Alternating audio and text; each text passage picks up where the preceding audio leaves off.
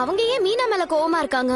மொத்தமா பார்த்தா ஆண்டி உங்க ஹஸ்பண்ட் மேல தான் கோவப்படணும். ஏன் ப்ராப்ளமே வந்திருக்காது. ஸ்ருதி, இங்க யாருமே தெரிஞ்சு தப்பு பண்ண குறை சொல்லிக்கிட்டு இருக்கீங்க. உண்மையை தானங்க சொல்றோம். இந்த வீட்டுல நடக்கிற சண்டை எல்லாம் பத்தாதா? மாமாவும் அத்தனும் அவர்கிட்ட அத்தை கிட்ட பேசுங்கன்னு எவ்வளவோ சொல்லி பாத்துட்டேன். எதுவும் வைக்கணும். நான் தான் சொன்னேன்ல மீனா, நம்ம வீட்டுல நம்ம அப்பா அம்மா பேசாம பேசிப்பாங்க. நான் கேட்டதே இல்ல. இருக்க கூடாது. சொல்லுங்க. நான் மாமா கிட்ட பேச சொல்லலாமா? சரி.